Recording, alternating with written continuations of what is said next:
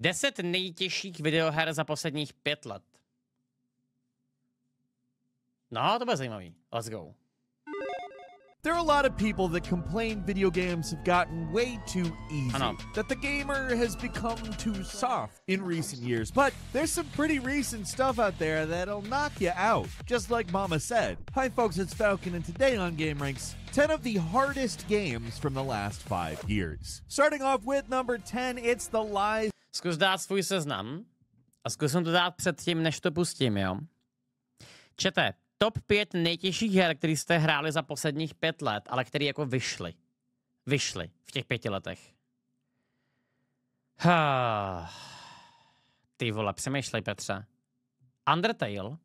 Ne. Nejtěžších. Nejtěžších. No, dobře, kdyby si bral Undertale genocidu, tak ano. Ale to je opravdu těžká výjimka.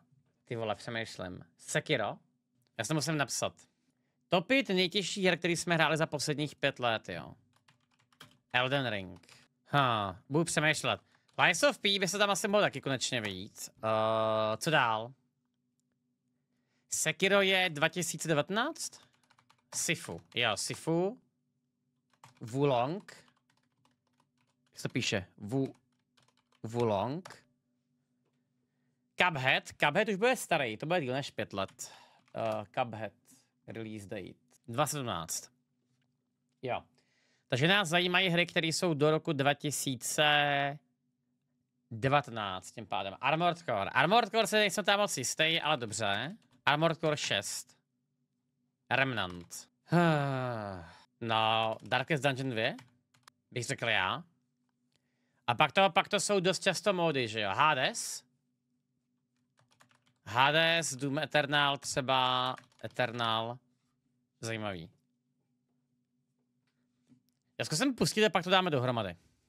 Of P, which came out this year. The thing about Souls-likes is they're never usually as unforgiving as the games their subgenre takes its namesake from, but not Lies of P. Yep. This game wants to be the next Bloodborne, but it's kind of like Bloodborne crosses Sekiro. It's Bloodborne if you took everything about that game and threw it out the window. Bloodborne had a relatively generous dodge window, so Lies of P, hey, guess what? That's about useless. Bloodborne had healing items, and Lies of P, I guess, does, but they're really limited. I also hope you like parrying enemies that are often unpredictable and attacking. Kámo, ten clown byla taková sračka. Taková sračka, Strange patterns. To jsem tady strávil hodin. No. Bože. Oh yeah, and your weapons degrade every time you miss a perfect parry, which, by the way, this game doesn't play around with in terms of timing. Some of the bosses totally brutal too. Even when the game gives you a free helper, they end up being mostly worthless a lot of the time. And the majority of the bosses have multiple stages. Like, most of the bosses are 2 fights in one, which gets a little absurd after a while. The combat is well designed and feels really good. Like, these guys really know what they're doing. And it's not one of those games that's a lot harder than the designers intended. They intended it. They wanted us to suffer here. Well, maybe not so much anymore. They did apparently patch it in a way that allows you to play it a lot easier, but I didn't play that version. I played the release version, which was very hard. Názory Souls-like hráčů tady v chatu. Já si myslím, že Lies of P je vážně těžká hra, ale neřekl bych, že patří mezi ty nejtěžší.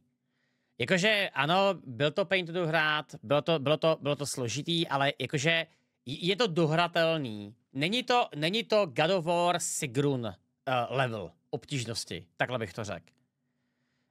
Nedohrál jsem to. Slabý kus. Já jsem to projel na všechny New Game Plus mody a pohodka. OK.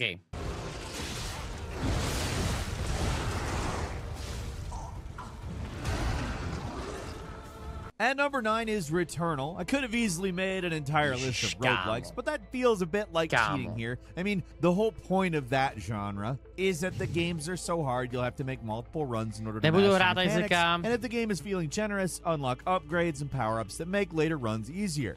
Returnal does have a little of that, but compared to something like Hades that gives you a steady stream of persistent upgrades, Returnal mostly just hands you some weapon unlocks and traversal powers and calls it a day. What makes Returnal so unusual... Já bych neřekl, že Returnal je tak těžký.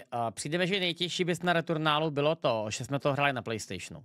Ta PC verze podle mě nemusí být tak těžká, protože prostě z myší to bude výrazně jednodušší. It looks like a big budget first party game, but plays more like an old school shooter. You run around at frankly pretty high speeds, dodging bullet hell, projectile patterns, and blasting away at really mobile enemies. It's a relentless game that is also pretty long for a roguelike, so fatigue can also be an issue. Any game that requires a high level of focus over a long time is asking a lot from players, and eventually your brain is going to shut down. That's when mistakes are made. Musím se ale přiznat k jedné věci a to je, že Returnal je hrozně underrated titul. Je to jedna z her, kterou bych si chtěl znova zahrát na PC, právě kvůli tomu, jak kvalitní byl ten průchod na tom PlayStationu. To byl fakt to bylo úžasný. Fakt to bylo úžasný.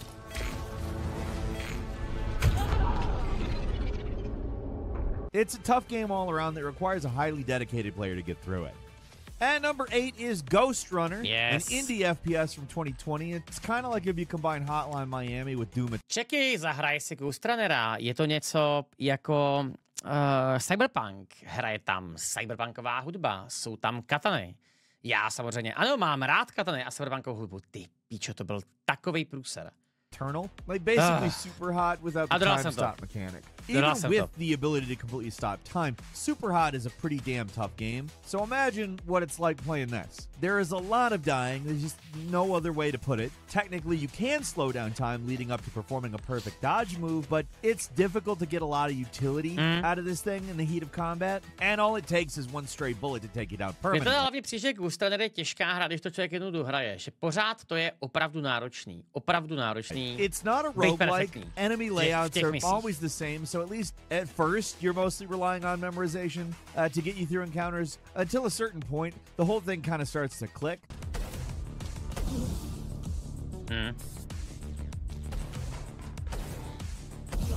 Yeah, death is still omnipresent, but the game does get easier after a while. So then they start throwing the real bullshit at you. Ghost Runner is one of those games you just have to get used to dying a lot. It's part of the game. But at least the loading times are nice and fast. And number 7 is Elden Ring. You can't really have a list like this without mentioning Elden Ring. Came out in 2022, and it's a massive landmark success, but also brutally difficult. The open world aspect does neuter the difficulty. Já bych řekl, že tam Elden Ring být nemá, kvůli tomu, že máš tak strašně moc možností, jak tu hru projít. Máš summony, weapon arty a tak dále a tak dále. A jak je to open world, tak ty se můžeš nafarmit. Neřekl bych, že Elden Ring je porovnatelně těžký titul se všema ostatníma souls-like hrama. Myslím si, že Sekiro je třeba 10krát těžší. Zase ale protože když Sekiro dohraješ jednou, tak potom následný průchody hrou jsou výrazně jednodušší. In some ways, compared to Souls-likes in the past, but that also gives the game more opportunity. Dá se v Elden Ringu vysloveně přefarmit? Ne, dá. V Sekiru to právě nejde. V Sekiru tak prostě tady máš bose a poraž ho.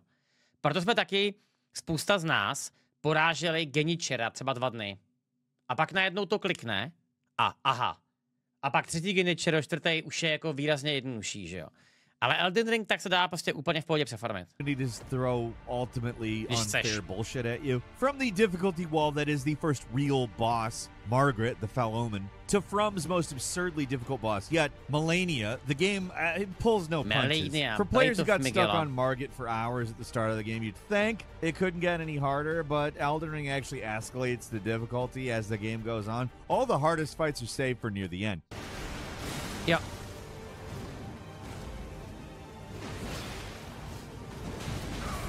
Je to ta pravda jedna věc a to je, že pokud nemáš hotový build a jdeš úplně na random na Margita, Margit jako první boss je zatraceně těžký.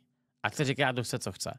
Takže zase asi je pravda, že pro casual hráče celkově bychom se měli bavit o tom, že Elden Ring je ta top 10. Protože ji spousta lidí hrálo.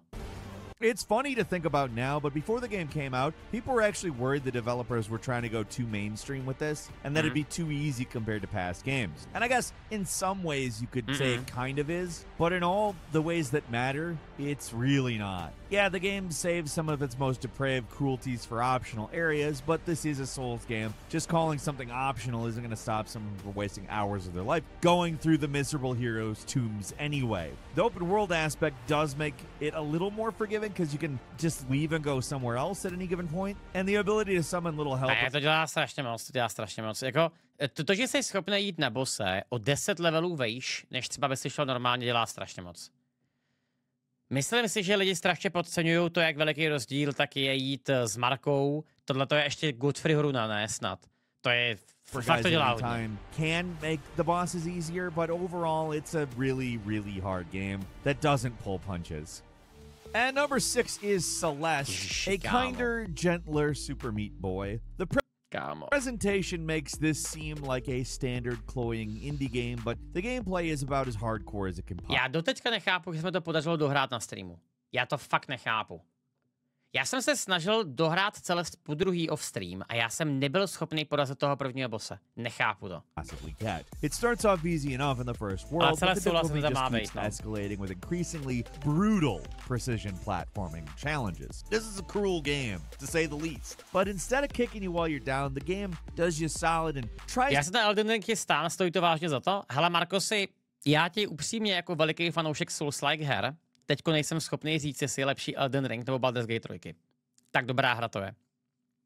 Tak dobrá hra to je. A já to spíš řeknu jinak. Já si nemyslím, že by do konce této dekády vyšly 2 porovnatelné hry s Elden Ringem a s Baldur's Gate 3. To be encouraging. Like, the way it lists your deaths, instead of presenting it like you're a loser who dies a lot, the game tries to frame your losses as a monument to your perseverance. At the end of the day, that's fully an aesthetic difference, completely just how it's presented, but for some reason, this game is considered a good gateway game for people who want to try out more challenging games. It is merciless. No, já teda nevím, mně teda přijde, že Celeste je strašně těžká. Jakože strašně těžká. Though. Šedá hudba, ty blá. Ano.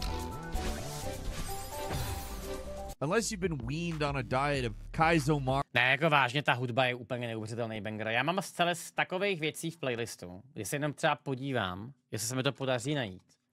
Myslím si, že tohle je úplně neuvěřitelný song. Je to tenhle? No. A tohle je konec hry. A to člověk jenom poslouchá, jak je super.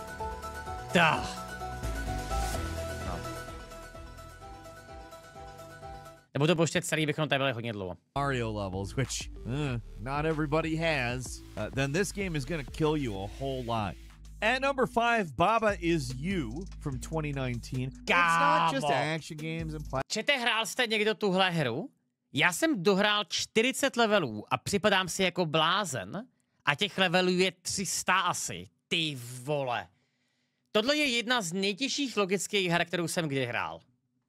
Strašný banger. Platformers, it can be excruciatingly tough. Depending on how good your brain works, puzzle games can actually be the hardest games. I love a good puzzle game now and then. I 100%ed The Witness with some minor bumps along the way, but Baba Is You it's another level. Yeah, the game is about manipulating rules. What starts off as a clever little word puzzle turns into this introductory course on programming and... To je takový sokoban. Já to zkusím vysvětlit. Ona, ta hra, je celá přesně o tom, jak to říkal Falcon, o tom, že předěláváš pravidla. Takže ty tu třeba máš pravidla Baba Is You, Flag is Win. To znamená, že tohle seš ty a když dojdeš na vlajku, tak se vyhrál. Akorát, že ty ve spoustě levelů, tak můžeš tyhle věci přehazovat. Třeba Wall is Stop, že nemůžeš procházet s tma. Nebo třeba Rock is Push, že můžeš hejbat kamenema. A takhle vypadá každý ten level, že ty se vždycky snažíš vymyslet, jak úplně obejít ty pravidla toho levelu jako takovýho. Starts off as a clever little word puzzle, turns into this introductory course on programming, and I'm not exaggerating a lot. I may not be exaggerating at all, I don't know. But these puzzles go really hard, and there are a hell of a lot of them. Even as a fairly experienced puzzle gamer, I can only get so far with this one. The amount of brain power required for every single... No, tady třeba vidíš, skull is push, skull is defeat, takže nemůžeš jít třeba přes lepky a tak dále, jo. Puzzle, it can be too much at a certain point. For the people who love these types of games, or the guys who can play Zachtronics games and describe any of them as easy, I'm sure this isn't as insurmountable as it is for normies like... Zní to skvěle. Je to přesně taková indie hra, která je dělaná pro programátory. Ta hra je de facto jenom o tom, že ty se snažíš předělat ty pravidla. Je to skvělý. Ale opět, je to fakt těžký jako prase. Myself, but for us, it might as well be impossible, guys.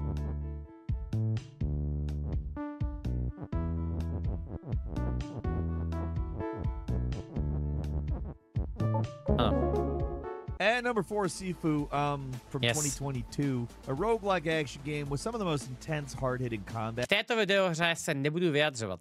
Of like any game, it's massively unforgiving, and it really punishes any mistake that you make viciously. And it's really what makes the game so good. The gimmick is that you run through multiple beat-em-up stages in sequence, but if you die, and that's gonna happen a lot, at least at first, you come back to life instantly, but your age increases. If you get too old, you drop dead, so you either go back to the start of the level and try to avoid taking too much damage, or most likely... Mě strašně mrzí jedna věc, a to je, že Sifu myslím, že nevyhrála GOTY.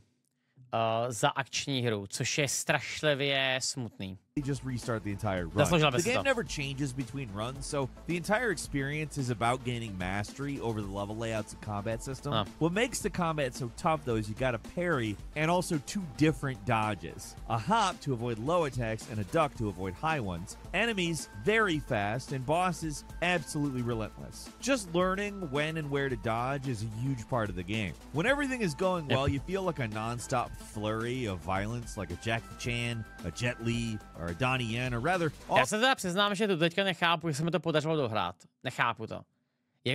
Nemyslím si, že jsem hrál v poslední době těžší hru než Sifu, které bych dokázal dohrát. All of them rolled into one, but all it takes is one bad hit and suddenly the failures start to cascade. It's a game that could have easily been made without any roguelike enemies, but the challenge really does benefit the combat system. The only way to beat this game is to truly master it.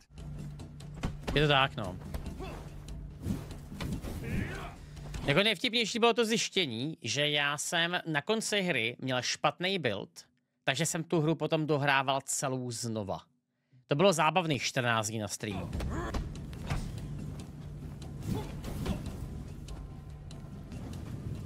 At number 3 is Darkest Dungeon 2, which came out in 2021 in early access. The original Darkest Dungeon was tough, but this one, it's arguably worse. It is debatable. Tak, teď se musím zeptat, je tady někdo v chatu, kdo dohrál Darkest Dungeon 2? Já vím, že to dohrál Bulls, ale přijde mi, že to je takový titul, který většina lidí už jako vzdala po nějaké době. Já jsem zabil 3 nebo 4 bose a říkám, dobrý kámo, dost. Už jakoby toho mám plný zuby. Really is tougher than the original, because the original is crazy hard. But what isn't debatable is that this game is hard as hell either way. There are a few reasons for that. Healing is overall less generous than in the first, and you start off weaker than you did in the original game. Bylo to moc nezábavný, jako jedna věc je to, že to je těžký a druhý, že to je zbytečně otravný. Ano, já souhlasím s tím, že mi přijde, že 80% toho gameplaye v Darkest Dungeon 2 je farma. A přijde mi, že ta farma v téhle hře nakonec není zas tak zábavná, jak by mohla být, ale i tak jsem v tom utopil jako desítky hodin, jo. As well. Yeah, you can't randomly miss anymore, but by making the combat more deterministic, they got away with making it harder. The death protection kicks in less often without getting necessary upgrades, so you're losing guys a lot more often early on. Apparently, it was even worse in early access. They made it easier when the final... Já bych chtěl nějaký Darkest Dungeon 3, který by byl mezi 1 a 2. Že aby to byl roguelike, podobně jako je 2, ale zároveň, aby ten kombat a ty mechaniky byly z 1. Že mě třeba strašně sralo to, že v 1 vám umíraly ty charaktery, ale zase já chápu, že to mělo jako appeal, který byl jako hrozně zajímavý, takže každá ta hra prostě měla svoje, no. Game came out, but it's still an incredibly unforgiving experience. Yep.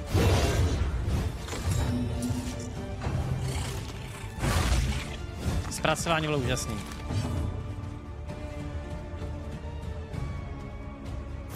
Naprosto. Empowered, emboldened.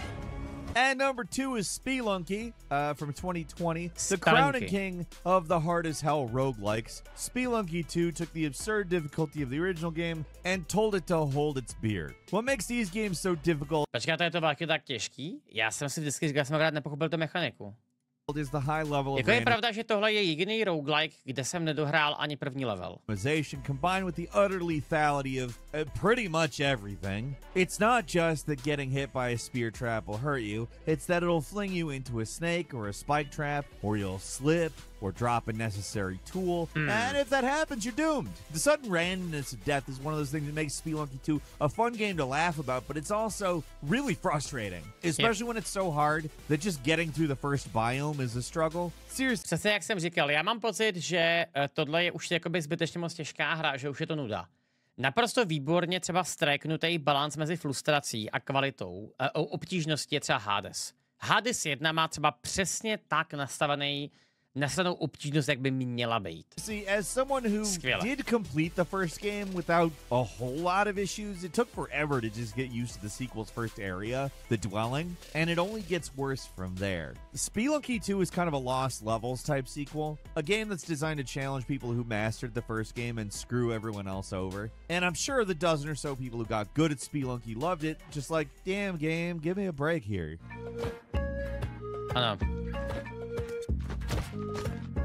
Přesně, hit.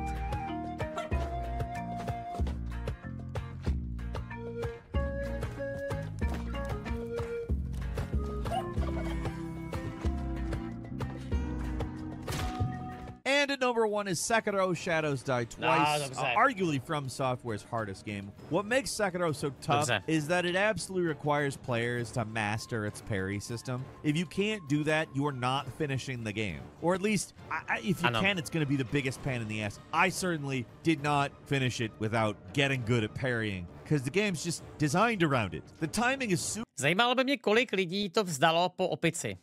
To byl zážitek. To byl zážitek, jak tam porazíš tu opici, teďko po těch 12 hodinách a říkáš si, ty krávo, dokázal jsem to. A ona se pak zvedne. Říkáš, kámo, to má 3. fázi. Zbláznil ses, prostě, že už to je jako moc. Enemies attack in all kinds of hard to predict, even harder to time patterns, and it only takes a few mistakes to die. Yes, you can come back to life, but in a game this difficult, it doesn't really matter. There's times where this game actually kind of is forgiving. Certain areas... Jak jsem říkal, jediná chyba Sekira je replayabilita. Ten první průchod tou hrou je magický, naprosto úžasný. Ten druhý už je akorát mastery over everything else. Je to jiný. Opravdu bych si chtěl zahrát Sekiro někde znova. Jakože bez paměti. You can grapple around and sneak attack everyone in sight for an easy victory, but bosses are where this game is just like no mercy whatsoever. A lot has been said about how absurdly difficult the last boss is, and that's true because the final boss is insanely hard, maybe From's most challenging boss of all time, but the rest of the game, it's no joke. To put that into perspective, though, even the people who think the rest of the game isn't that bad often think the last boss is too hard. If Sekiro is on another level from most games, the final boss is on another level from the... Tomáš je s Dark Souls 1, první průchod je hrozný a teďko už je to 1000krát lehčí. Jo, to je, jako Dark Souls 1 už jako dohraješ bez smrti v pohodě. Rest of Sekiro. It's a game bez smrti, možná s jednou smrtí, že někde spadneš, ale... That either clicks, you get the parry timing down, or it doesn't, and it's basically impossible to finish. It's super brutal, super cruel, completely unforgiving, but damn, does it feel good when you beat a boss that you've been struggling with for hours.